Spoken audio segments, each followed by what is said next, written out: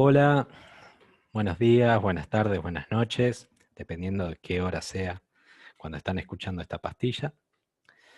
Mi nombre es Ariel McDonnell, acomodo esto un poquito, ahí está. Eh, bueno, conmigo vamos a dar esta pastilla que se va a tratar sobre periodo aperturista, las reformas estructurales que se van a dar desde 1989 al 2001, ¿sí? Eh, para ponernos un poco en contexto, lo primero que hay que hacer es un breve repaso histórico. Recordemos que la Argentina comienza su historia con un proceso o un periodo de acumulación que llamamos agroexportador. Ese periodo de acumulación fue el más extenso en toda su historia, que termina con la crisis de 1930. El periodo agroexportador se caracterizó por la venta de bienes con poco o nulo valor agregado, pero era la única forma que encontró nuestro país luego de salir de un proceso independentista para insertarse en un mundo que ya estaba globalizado y que el capitalismo era el modo de producción predominante e indiscutido. Durante todo ese periodo es cuando se empiezan a desarrollar talleres, se empieza a incrementar la población, se consolida el territorio nacional, se crea el Estado-Nación como nosotros lo conocemos actualmente, pero a pesar de todo eso entra en crisis en 1930 y necesita, sí o sí, empezar a buscar otras alternativas que satisfagan las necesidades que existían en ese entonces. ¿Qué necesidades había? Bueno, había restricciones externas, habíamos pasado por una guerra mundial en la cual la Argentina no participó, pero bien que sufrió las consecuencias. Argentina en ese entonces dependía del comercio exterior para abastecerse de bienes de consumo necesarios.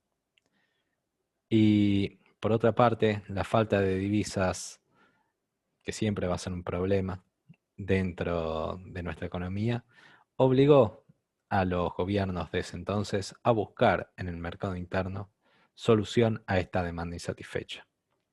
Por ese motivo, el periodo que siguió a continuación lo denominamos modelo sustitutivo de importaciones, que implicó un proceso de desarrollo industrial con valor agregado, que pasó por distintas etapas bien marcadas y distintas entre ellas. Primero, un modelo sustitutivo de importaciones espontáneo, esporádico, sin una estrategia dirigida por parte del gobierno. Luego, durante el periodo justicialista, nos vamos a encontrar los primeros planes de desarrollo a 5 años, los denominados planes quinquenales, que se dedicaron a desarrollar la industria liviana principalmente, o sea, industria cuyo no se, o sea, una industria que no necesitaba un capital concentrado para poder instalarse y que venía a satisfacer directamente la demanda de ciertos bienes durables, especialmente la línea blanca.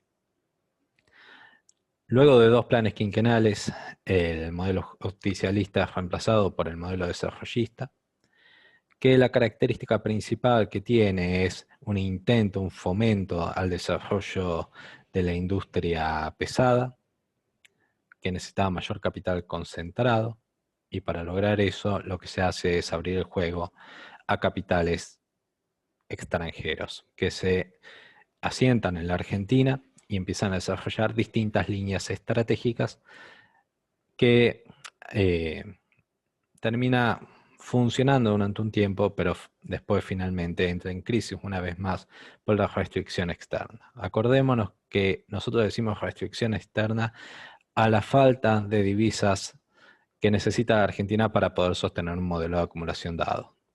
Bien.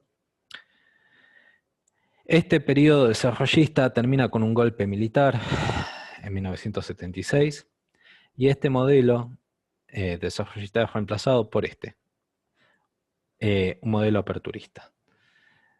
Eh, Este cambio no fue pacífico, implicó un periodo de terror dentro de la historia argentina, donde hubo 30.000 desaparecidos, persecución sindical, gremial y persecución ideológica.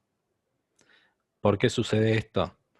Porque detrás de este cambio también había una matriz ideológica claramente marcada. Las personas que fomentaban, personas o grupos que fomentaron este cambio, lo que estaban buscando era defender ciertos privilegios que consideraban naturales dentro de lo que sería la historia argentina, volviendo a la vieja Argentina agroexportadora. Bien, habiendo aclarado esto, lo único que me falta decir es que el periodo que vamos a dar a continuación, lo que va a buscar es dar un marco normativo y legal a los cambios que se dieron de facto en el periodo anterior. ¿Cómo vamos a delimitar este periodo? Bueno, con la asunción, el primer mandato de Carlos Menem, su segundo mandato en el 95 y el mandato de la Rúa, que solamente duró 2 años, por la crisis económica, política y social que se desencadenó en el 2001, que fue la consecuencia de los cambios estructurales que comenzaron con la última dictadura militar y que se continuaron durante este periodo. Así que, sin más, vamos a empezar. Como ya les aclaré, el periodo histórico que va a comprender, lo único que me falta decirles es, bueno, ¿qué es lo que define un cambio, que un cambio sea estructural o que no lo sea? Bien, para eso vamos a utilizar 2 criterios. El primero es el de permanencia. O sea, el cambio que vamos a estar hablando va a ser importante, primero, por los efectos que va a tener y su continuidad en el tiempo. Un cambio estructural se caracteriza por marcar la cancha por los próximos 20, 30 años. Y el segundo criterio que vamos a utilizar es cómo se va a cambiar la matriz productiva de acumulación y de distribución del ingreso. O sea, directamente se cambian las reglas de juego. Eso hay que tenerlo claro. En la Argentina, entre el modelo de sustitución de importaciones y el modelo aperturista, hay una clara diferencia. En el primero, se busca la producción industrial y con valor agregado para reproducir el capital. Y va a ser la participación del capital en ese proceso lo que va a determinar quiénes van a ser los que ganan y los que pierden. ¿Sí? O sea, vamos a tener un sector que va a ser el sector secundario industrial con mayor participación en la economía y con mayor fomento en la economía. ¿Bien? Ahora, en el modelo aperturista esto cambia. El sector industrial va a ser fuertemente relegado y se va a buscar que la Argentina pase a producir otro tipo de bienes, bienes intangibles, lo que denominamos servicios. La Argentina se va a especializar en ofrecer servicios y en exportar bienes. Ahora, ¿qué bienes? Bienes primarios, o sea, con poco valor agregado. ¿Cuáles serían esos bienes primarios? Bueno, oleaginosos, carne, tal vez algún proceso de industrialización mínima como pueden ser aceites y poco más. Yo, para que lo puedan entender lo que les estoy diciendo, quisiera proponer un ejercicio. Después de escucharme, si quieren pueden pausarme, fíjense, pregunten a los miembros de su casa, de su familia que trabajan, pregúntenle de qué trabajan. Y fíjense si esa persona le contesta, trabajo en la producción de algún bien manufacturado, trabajo en el campo o presto un servicio. Se van a encontrar que la mayoría le va a decir, estoy prestando un servicio. Bien. Es más, piensen esto. Nosotros nos encontramos en una facultad en los cuales nos forman por 6 años con el objetivo de ¿qué? Bueno, de recibirnos de abogados, o al menos es el que tenemos todos. Y cuando terminemos con eso, ¿qué vamos a hacer? Bueno, vamos a prestar un servicio legal, ¿sí? Ahora, no es necesario tener una formación universitaria como para ser un oferente de servicios. Puede haber cuestiones más básicas como el servicio de seguridad, que no necesita una formación universitaria. Maestros, puede haber, bueno, maestros sí necesitan una formación más contundente porque si no estamos en problemas. Eh, Toda la gente que trabaja, por ejemplo, en call centers, eh, hotelería, bares, todos esos son servicios, muchachos. Bueno, para que lo tengamos presente. Las características de este modelo, algunas ya las estuve adelantando, pero ahora vamos a repasar para que quede claro. La la primera característica va a ser la desregulación de la economía. ¿Y por qué lo he puesto primero? Bueno, como ya dije, nosotros estamos en una facultad de Derecho. ¿Y cómo es que se regula una actividad económica o la economía a secas? Bueno, a través de distintos instrumentos. Pueden ser las leyes, pueden ser decretos, incluso pueden ser circulares de distintos organismos que tienen la potestad de control sobre una actividad económica dada. Cuando estamos hablando de desregulación, implica derogación o modificación de leyes ya existentes para que ese control desaparezca, se achique o sea más flexible. Flexibilidad, desregulación, achicamiento van a ser términos que vamos a escuchar muy seguido en este periodo. Ahora, esta amplitud de libertad que podemos llegar a intuir con lo que estoy diciendo, lo único que le voy a decir es no pequemos de ingenuos. ¿Por qué? Porque en la economía actual, cuando alguien está diciendo voy a desregular cierta actividad o voy a flexibilizar cierta actividad o voy a liberalizar cierta actividad, lo que estás haciendo en la práctica es abrir el campo para que ciertas personas o grupos de personas puedan imponerse por las características que tienen a otro grupo de personas que se encuentran en un periodo de debilidad. Ahora, ¿por qué esto? Concentración de capital, posición de competencia hegemónica o dominante, por contar con ayuda en otros lugares del mundo. Esta cuestión de la competencia ya hace mucho tiempo ha perdido la mística de la mano invisible del mercado que postuló Adam Smith. Lamentablemente, vamos a decirlo así, ya llegado a un punto que marcamos con el texto de Lenin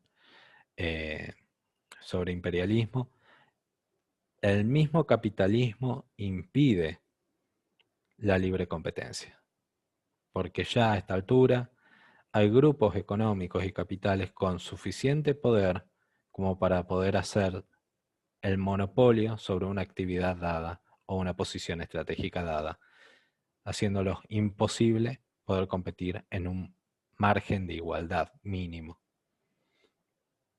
Bien, habiendo aclarado eso, sigo.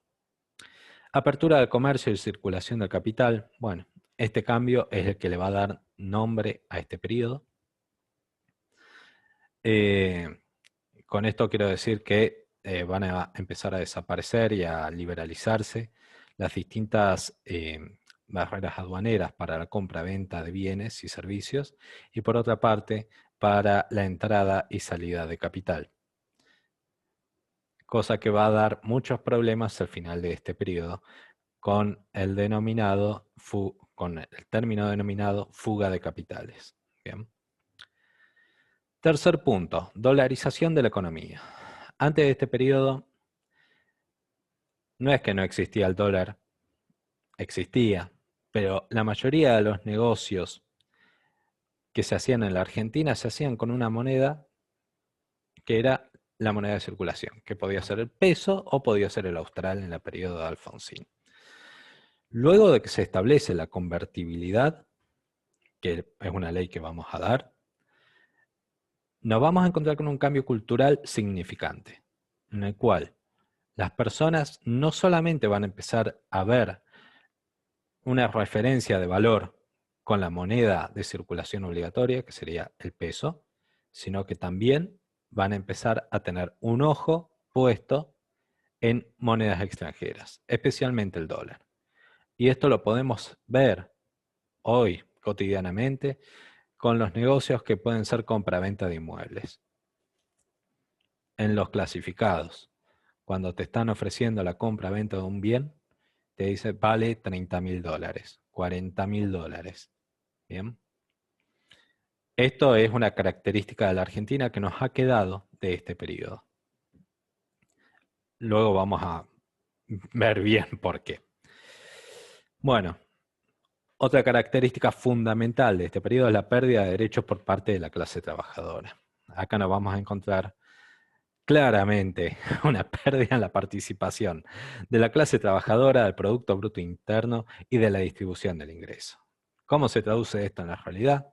Pérdida de puestos de trabajo, pérdida de poder adquisitivo del salario y también incremento de dos clases sociales que hasta este momento existían, pero no existen al nivel que tenemos el día de hoy, que son los marginales y los pobres. Definiciones que ya hemos dado en la unidad 2 de este programa. Tercera característica y fundamental para entender el periodo, quinta característica y fundamental para entender este periodo es o son los distintos procesos de privatización y concesión de bienes públicos. Estos bienes y servicios públicos que antes estaban a cargo del Estado van a pasar a estar a cargo de privados. De ahí viene el nombre. Vamos a tratar a continuación cómo es que se da ese proceso. Y por último, el sector financiero. Recuerden el término, el concepto, ya lo hemos dado. El sector financiero pasa a consolidarse como principal fuente de valorización del capital. Eso quiere decir que ya no va a ser la producción industrial la principal fuente de creación del valor, sino que va a ser lo que se denomina la patria financiera, lo que va a mover la mayor cantidad de capital. Aclaro, esto no solamente va a pasar en la Argentina, pero de todas maneras nos vamos a centrar dentro de los cambios estructurales de la Argentina. Lo que están viendo a continuación, bueno, me ha salido un error en la filmina, no me queda muy claro por qué, pero acá debería haber una línea continua, pero me parece que la podemos dar igual debido a que las fechas están. Bueno, la línea histórica, ahí está, ahí lo logré solucionar. La línea histórica de leyes que vamos a tratar en este periodo. Vamos a ver que el primer hito, aclaro, lo he marcado dentro de una línea, pero no obedece, también por una cuestión de, se me hizo muy difícil completar toda esta cantidad de texto sin que me quedara muy desprolijo, entonces hay algunas concesiones en cuanto a distancia de puntos o hitos que me he tomado, ¿sí? Pero las fechas son exactas. El primer hito va a ser el primer mandato o la asunción de Menem. Recordemos que Menem asume en un momento en el cual a Alfonsín lo obligan a irse antes, con un proceso de hiperinflación, y bueno, digamos que Menem había asumido con ciertas promesas que vamos a ver en un video a continuación, que luego no cumple. No bien asume, fíjense, él asume el 8 de julio, para el 17 de agosto, o sea, un mes, ya vamos a tener la primera ley que va a fomentar el cambio estructural de la economía argentina. Y esa va a ser la ley de reforma del Estado, la 23.696. A continuación, bien, o sea, se sanciona el 17, se promulga el 23 de agosto de ese mismo año, vamos a tener la ley de emergencia económica. Esta ley va a ser hermana de la ley de reforma del Estado, como vamos a ver a continuación. Ya el 27 de marzo del 91 tenemos la ley de convertibilidad del Austral. Aclaro, en este entonces la moneda nacional era el Austral, hasta el decreto reglamentario 2128 del 91, que cambia la moneda de circulación nacional del Austral al peso argentino. También lo veremos a continuación. En 1993, bien, 1 de agosto de 1993, nos vamos a encontrar que se congela el salario mínimo vital y móvil. Y eso va a ser así y va a quedar así hasta que lo descongelen después de la crisis del 2001. Ténganlo muy presente. Bien, porque cuando empecemos a hablar de reformas laborales y de disminución de indemnización, esto va a ser importante. Bueno, ya para el 23 de ese mismo mes vamos a tener una ley que sigue estando vigente el día de hoy, que es la 24.241. O sea, no les voy a mentir, sigue estando vigente, pero tiene más de 1000 modificaciones. Esto según Infolec al día de hoy. La creación de las FJP, esta ley que en verdad tiene otro nombre, no es que se llama FJP, sino Sistema Integral de Pensión y Jubilación, no me acuerdo bien el nombre, es bien largo, después lo voy a corregir, es lo que permite el surgimiento de un nuevo mecanismo por el cual vos te podías jubilar a través de un sistema de capitalización. No los quiero spoilear cómo termina esto, pero va a ser también un hito de esta época. Bueno, tenemos la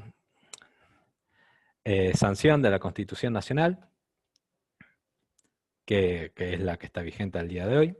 El segundo mandato de Menem, que comienza el 8 de julio, pero del 95. Y luego las últimas dos leyes que nos va a tocar trabajar, que son la Ley de Flexibilización Laboral, la 25.013, y la Ley de Reforma Laboral, la 25.250. Aclaro, hay muchas más sanciones, leyes en el marco de la legislación laboral en este tiempo. He decidido tomar estas dos porque son las dos más importantes. Bien, pero esto lo veremos en la pastilla de reforma laboral. Sin más, les quería dar la bienvenida a este periodo y vamos a comenzar con un video. Si es que me deja.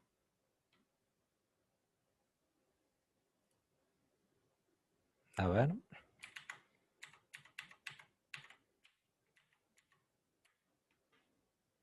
Voy a tener que reproducirlo así. Disculpen.